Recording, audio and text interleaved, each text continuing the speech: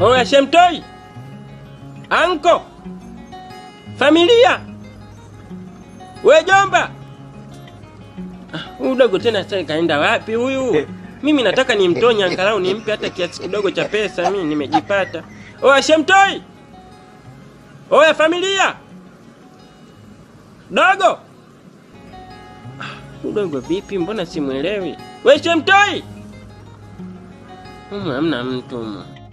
We dogo janja, Shemtoi, we toka nje, mimi mwenzako nimejipata. Njoo uone raba ya shilingi 200,000 niliyotia mguuni. Shemtoi. Udogo mu hayupo. Mlango unaonekana kama umefungwa. Ngoja nicheke. Wewe unafanya nini hapo? Nakuuliza unafanya nini hapo kwenye milango ya watu? Hebu toka kwanza hapo mlangoni. Toka, sogea nyuma. Mzee, mbona hivyo sasa kuko tishana mwanangu? Kwani wewe hujui kwamba mimi nilikuwa naishi hapa na mwanangu Shemtoi? Tulikuwa tunaishi wawili hapa. Sasa mimi nimepata sehemu ya kuishi nyingine. Nalelewa na mshangazi. Leo nikaona si mbaya nije nimcheki mwanangu hapa Shemtoi. Kinacho kumbe ni kishenzi kama kilivyo kile kishenzi chenzake. Wewe sikiliza wewe kijana. Hapo hayupo Shemtoi tena. Shemtoi kashindwa kulipa kodi kwenye hiyo nyumba, nimemtoa. Nimesalambua vitu vyenu vyote nimevitoa. Hakuna chenu hapa tena. Sitaki kuwaona, au mnataka hadi niwavunje miguu?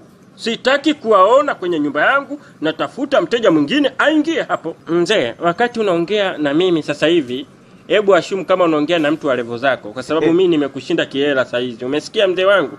Halafu unapayuka sana. Yaani licha distance tuliokuepo, ila bado naona kuna idadi ya maji yanakuja kama manyunyu fulani. Mate, unatoa mate mzee wangu. Mimi mwenyewe saa hizi nina hela, nalelewa na mshangazi. Hiki kiatu nilichovaa hapa, namaliza kodi ya mwaka kwenye nyumba yako hii. Kwa hiyo usiniongelee kwa kebehi. Dogo kaenda wapi kwanza? Ulivyomtoa hapa dogo kaenda wapi? We kijana wewe. Usiniulize maswali ya kijinga namna hiyo. Kama ni Shemtoi nenda kamtafute huko. Mimi sijui alipo. Usiniulize maswali kuhusu Shemtoi. Umenisikia wewe kijana?